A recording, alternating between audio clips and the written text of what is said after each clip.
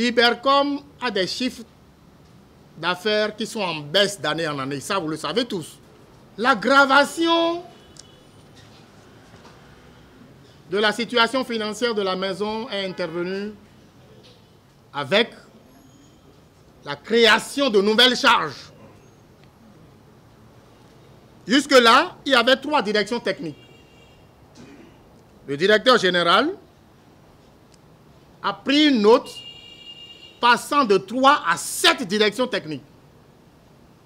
Et pourtant, les finances sont toujours au stade maigre.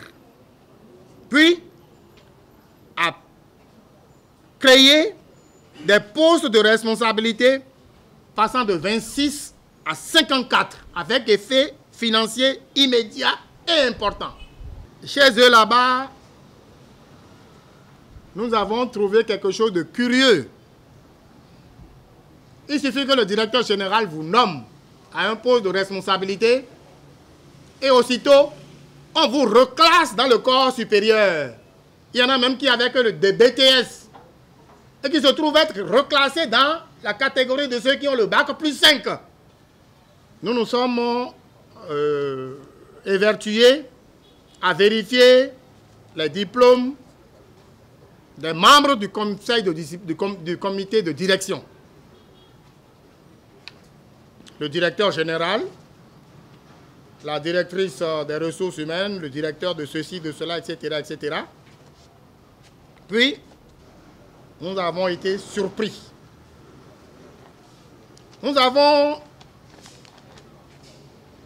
2 cas précis. Le directeur général lui-même, la directrice des ressources humaines, qui nous ont produit des diplômes qui ne sont pas éligibles dans le secteur public au Bénin. La marche aura commencé en début de matinée ce lundi au stade national de Lagos, la capitale nigériane. Sur les pancartes, on peut lire « Les chômeurs ont faim et sont en colère » ou encore « Je ne me tairai plus ». Environ 500 personnes se sont rassemblées pour protester contre la politique économique du gouvernement nigérian et réclamer des solutions à la récession qui frappe le géant ouest-africain. On est fatigué, le peuple souffre.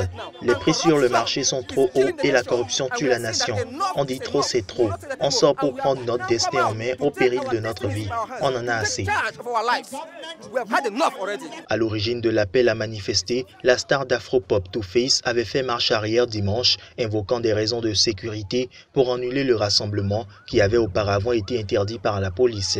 Mais son initiative, rare de la part d'une célébrité au Nigeria, avait reçu un large soutien populaire et plusieurs organisations de la société civile ont décidé malgré tout de maintenir la marche, appelant les Nigérians à se rassembler via les réseaux sociaux avec le mot d'ordre « Stand with Nigeria ».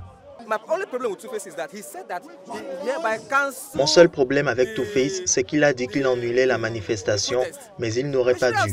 C'est une insulte à notre intelligence. Il aurait dû dire qu'il se retire de la manifestation. Il n'a pas le pouvoir d'annuler la manifestation. On est là pour lui montrer que sans lui, on fait ce que l'on veut. On peut affronter le gouvernement sans être intimidé.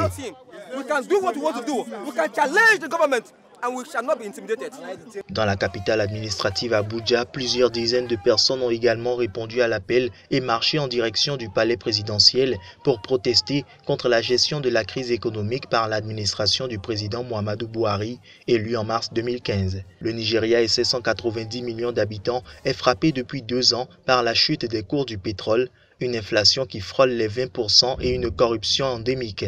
La manifestation, encadrée par un très important dispositif policier, a eu lieu alors que des rumeurs courent sur l'état de santé du président Muhammadu Buhari, hospitalisé à Londres.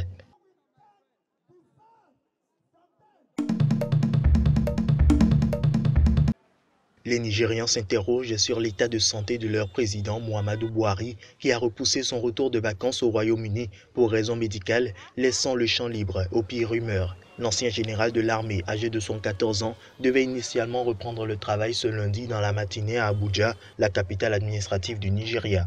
Mais dimanche soir, son cabinet a annoncé qu'il prolongerait son séjour à Londres sur recommandation de ses médecins en attendant les résultats d'examens médicaux effectués. Conséquence, la psychose gagne la population. On doit s'inquiéter parce que c'est le numéro 1 du pays. Quelqu'un malade comme ça, nous devons prier pour lui, pour qu'il puisse se remettre rapidement. Comme ça, il reviendra et continuera son travail.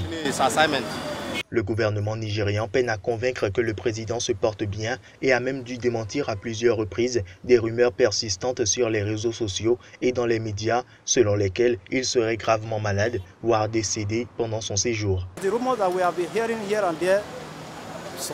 On entend des rumeurs à droite à gauche et des gens disent qu'il est mort. Est-il encore en vie? Suit-il un traitement? On ne sait pas trop ce qui se passe. On sait par contre ce que le Nigeria traverse en ce moment. Depuis qu'il est arrivé au pouvoir, depuis 2 ans, beaucoup de choses ne vont pas bien. La santé du chef de l'État est une question sensible au Nigeria. En juin 2016, son voyage à Londres pour soigner une infection persistante de l'oreille interne avait été rendu public. Le président a également annoncé le mois dernier qu'il devait se soumettre à des bilans de routine, mais Buhari et son parti All Progressive Congress n'ont pas réussi à mettre un terme aux rumeurs les plus pessimistes.